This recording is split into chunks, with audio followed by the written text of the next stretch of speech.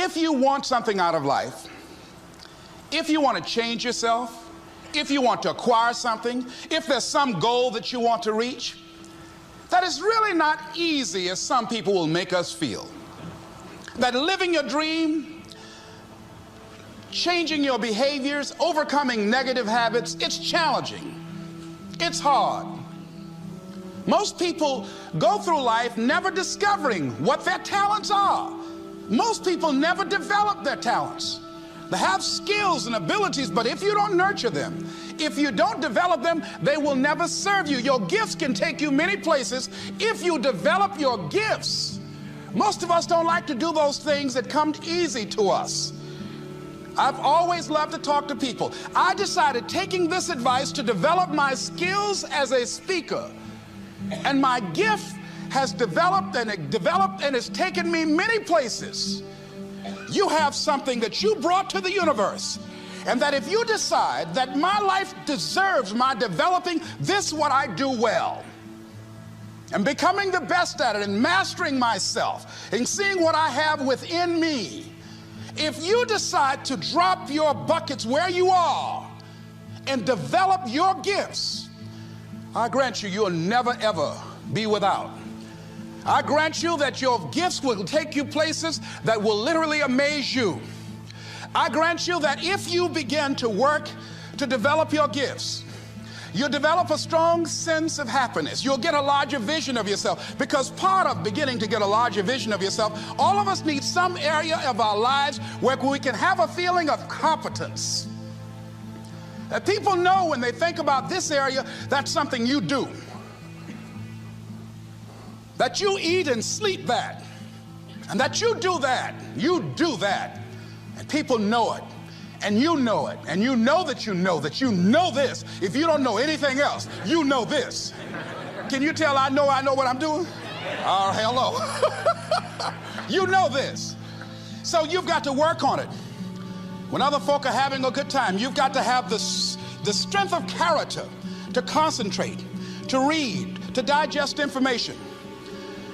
If you decide in any particular area that you're concerned about to make a conscious, deliberate, determined effort to read one book a month in that area, in 5 years you'll be among the top 5% experts in the world. I read a minimum of 2 books a week. The average American reads only 1 book a year.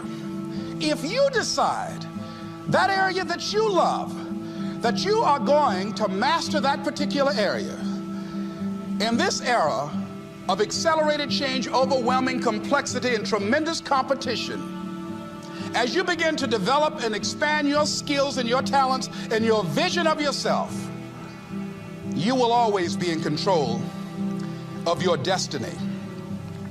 The next thing is, whatever it is that you want to do, you want to do it massively. I have a friend who was telling me that his sales were down. I said, well, how many phone calls you make a day?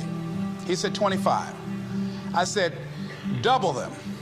Make 50 or 75 or 100. He said, oh man, that's just too much. What do you mean too much? You behind on your bills? You're talking about too much? You know one way to get back on your feet real quick is to miss 2 car payments? You talking about you're tired? There's no competition out here. Decide that you're going to push yourself. Most people won't do that. Most people give up on themselves easily. You know the human spirit is powerful. There's nothing as powerful. It's hard to kill the human spirit. They asked Benjamin Disraeli, a man who became the head of a country at a time when Jews were not allowed out after 10 o'clock. They said, how did you do it? How do you achieve it against such great odds? He said, nothing can resist the will of a people that will stake even their existence on the extent of their purpose for good. That when you have a made-up mind, when you decide that you want to do something, I was reading something the other day, he said, the power to hold on in spite of everything, the power to endure, this is the winner's quality. The hunger, the ability to face defeat again and again without giving up. This is a winner's quality. You have that quality within you. When you're hungry, you don't care about the facts. You don't care about the odds. Doug Williams played for the Washington Redskins, quarterback. John Elway of the Denver Broncos in the Super Bowl. Everybody was talking about Elway. After the Super Bowl, when Doug Williams made a historic passing game, they asked him, said, how were you able, in spite of all of the negative publicity saying that you couldn't win, how did you do it? He said, I ignored my critics. I just didn't pay any attention to them. I ignored myself because they kept on saying it so much. There were times I doubted whether or not I can do what I needed to do. There's a Doug Williams in everybody here. There's greatness in you. And you've got to learn how to tune out the critics outside and the critic inside. And since I'm going to do this, I'm going to harness my will. And I'm not going to let anything stop me. I deserve this. I'm going to do it until. And this friend, I told him, said, start increasing your calls. I said, I make 100 calls a day. I got a callus in my ear. My ear is kind of dark. You can't see it, but it's there.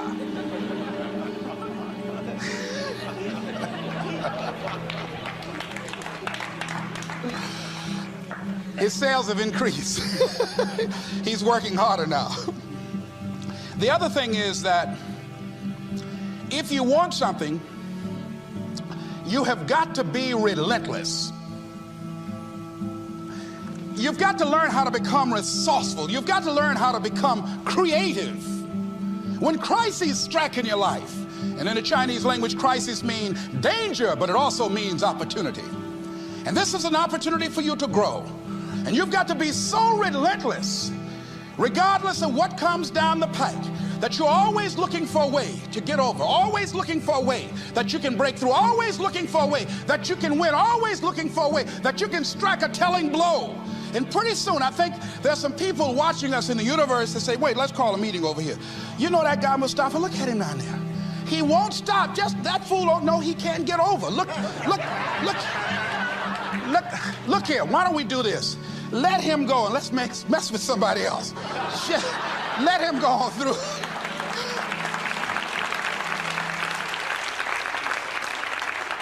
Life will just get tired of whipping you sometimes. And just say, let's just let this one go. I believe this. Now, no one has told me this, but I just kept on kicking. I didn't have sense enough to stop. I was intelligently ignorant. I didn't know what I couldn't do. So I just tried anything. And the fascinating thing about life, because you can't get out of it alive, you might as well have a good time, you know? You might as well have a good time. Live your life with passion, with some drive. I was giving a seminar the other day, and I mentioned that I was going to do some training in August with some young teenagers and take about 100 away to a 2 or 3 day camp and wipe them out. Been working on this.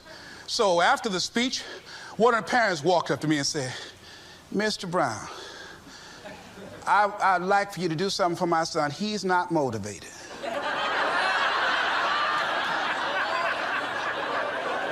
I said, I wonder why.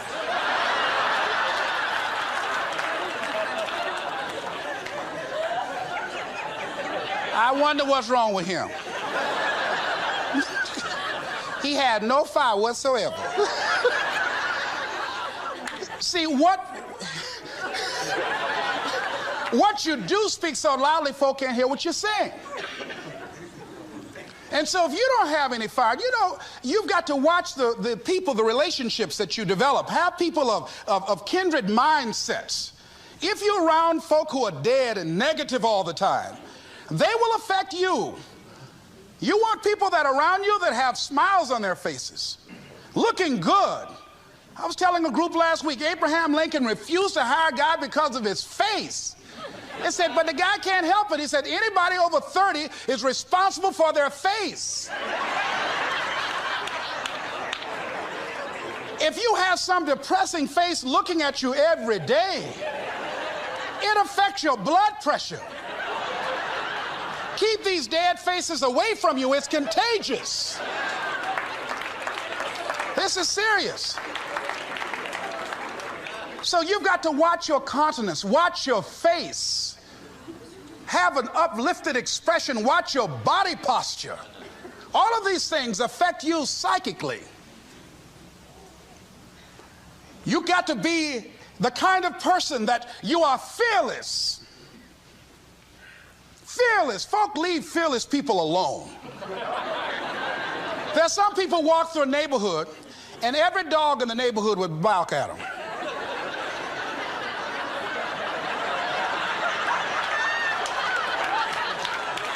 But there's some people come through and ain't nobody gonna mess with this.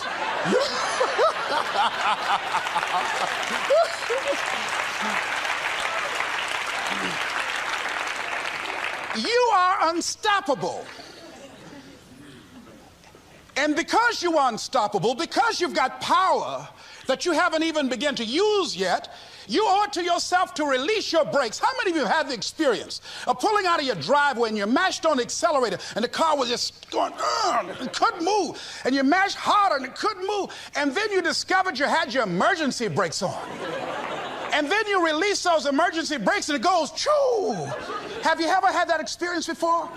Most of us go through life with our brakes on, holding back, not giving all that we have, not sharing all of ourselves. Most of us go to our graves still holding on rather than releasing it. What are some of those things that keep us from releasing it? Because of past experiences, past defeats, past pain. We look back, well, it didn't work out then. It probably won't work out now. Many people get confused their performances with who they are. I was reading Pat Riley, the coach of the Los Angeles Lakers.